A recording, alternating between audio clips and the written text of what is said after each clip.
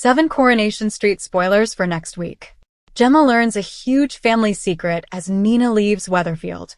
It's an emotional week as Nina Lucas prepares to say goodbye to Weatherfield and begin a new chapter in Whitby, Britain's Gothic capital.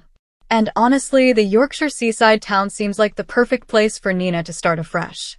In a poignant reminder of the death of her late boyfriend, Sept, a storyline inspired by the real-life Sophie Lancaster case, Nina and Sept's mom, Abby, look back on their heartbreaking loss before sharing an emotional farewell in the memorial garden. Meanwhile, Gemma Winter-Brown uncovers some troubling news. Betsy Swain faces another setback.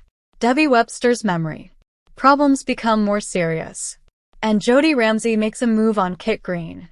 Here's everything you need to know about Coronation Street, airing from Sunday the 30th of August to Friday 4th of September. 7 Coronation Street spoilers for next week. Number 1. Nina Lucas says goodbye to Weatherfield. Nina invites Abby, Asha Allahan, and Summer Spellman to the Rovers for one last drink before she leaves Weatherfield. Following a tearful goodbye with Abby at Sept's Memorial Garden, Na bids farewell to her closest friends before getting ready to travel to Whitby with her uncle Roy Crore. But could this really be the final time viewers see Na in Weatherfield? Number 2. Celeste's death uncovers a disturbing family secret. Tensions rise when Gemma confronts Todd over his treatment of George. He responds with a harsh remark, telling her that she should go and see her dying aunt. Gemma eventually finds Celeste, but their uncomfortable reunion takes a shocking turn when her condition suddenly worsens. Todd arrives shortly after Gemma leaves and, following a tense argument with Celeste, storms out.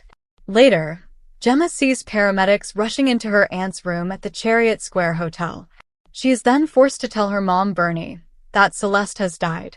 However, her death leaves the family reeling from a huge secret. Meanwhile, George prepares to speak to Todd, who has failed to turn up for work, about the tragic news. When Mary suggests that everyone should come together for dinner and support Todd, reminding him that he has plenty of friends around him, the others agree. Todd eventually arrives at the hotel to see Celeste, completely unaware that she has already died. Ryan is left with the difficult task of telling him the devastating news. Gemma later opens up to Kit about Celeste's death and reveals the shocking family discovery she has made. Dev also finds Bernie crying in the Rovers' backyard and tries to comfort her, as the devastating news sends shockwaves through the Winter-Brown family.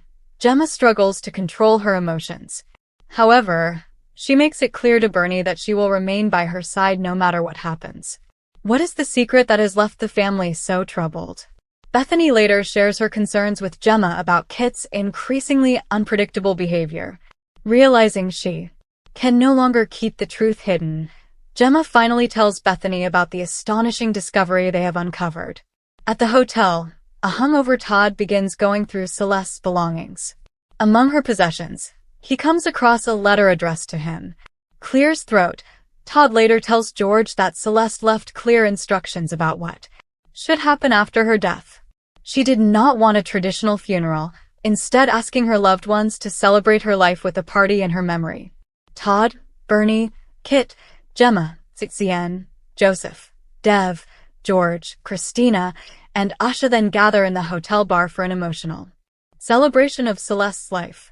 Todd reads out the message she left behind, offering everyone one final insight into her thoughts. Number 3. Brian Packham and Maggie Driscoll become the talk of the factory.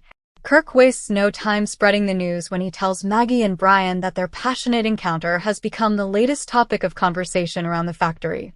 How will the pair respond to the gossip? Number 4. Ronnie Bailey and Idris Nazir clash. Ronnie takes an interest in Idris's car and admits to Carl that he is thinking about stealing it for Fiona. He believes he owes her following everything that happened with the missing gun. Later, Carl gives Ronnie the keys to Idris's car in the Rovers after managing to take them from Idris's jacket. The big question is whether Ronnie will actually go through with the theft. Idris soon realizes his car has vanished and admits that he cannot even remember where he put his key. Before long, his suspicions fall on Ronnie. The situation quickly turns violent when Idris punches Ronnie and knocks him to the ground. Carl encourages Ronnie to walk away from the conflict, reminding him that Debbie needs calm and stability rather than yet another problem. Number 5. Betsy Swain struggles with loneliness after her stroke. Lauren visits Betsy, but Betsy becomes irritated when Lauren spends much of the visit messaging Ollie. Feeling more isolated than ever, Betsy admits to her mom Lisa that she has been struggling with loneliness. With support from her physiotherapist, Betsy achieves a major milestone when she manages to stand up for the first time since her stroke. Later, Lauren suggests bringing Ollie to visit Betsy and taking some of his cake along. However, when they arrive together, Betsy is unsure how she will handle the awkward situation. Lauren eventually decides that her friend needs to get out of the house and tells Betsy that she is taking her to lunch. Their outing to the bistro soon becomes embarrassing when Betsy accidentally knocks some cutlery off the table. Lauren immediately steps in to help, but an innocent joke from Debbie about Betsy drinking leaves her completely humiliated. Number 6. Debbie Webster's condition takes a worrying turn. Ronnie offers to handle the supplier meeting, but as Debbie prepares to leave, he gently reminds her that she has forgotten to put on her shoes. At the hotel, Ronnie notices that Debbie is still wearing her slippers. After looking down at her feet, Debbie suggests that perhaps they should return home. The situation becomes even more concerning when Debbie arrives. While Ryan is giving Bethany a manicure, she suddenly appears to believe she is back working in her old hairdressing days. Maria returns to find Debbie enthusiastically giving Bethany a dramatic 1980s-style makeover. Bethany goes along with it at first, but the situation takes a worrying turn when Debbie picks up a pair of scissors. Maria quickly steps in and takes charge. Debbie stares at the scissors in confusion before suddenly rushing away. Later, Ronnie finds Debbie drinking at the hotel bar. She initially brushes him off, but her emotions soon build into a dramatic meltdown. Kevin and Abby later take Debbie out for lunch to discuss plans for her birthday. After hearing about her latest embarrassing incident involving Betsy, Ronnie suggests that they may need to rethink Debbie's plans for a big birthday celebration. Number 7. Jody Ramsey turns her attention to Kit Green. Jody returns from court and tells Shona and Bethany that she has received a community service order for assaulting Sarah. As a result, she will now be spending her time picking up litter. With David away, Shona is already finding life difficult. Harper refuses to settle. Lily is pushing her patience to the limit. And Jod is hardly making things any easier.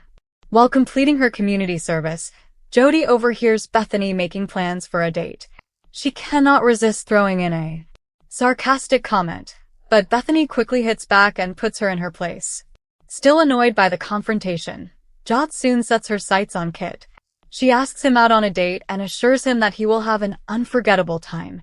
Later, Shona panics after spotting a rash on Harper, but she soon discovers that the baby is simply teething.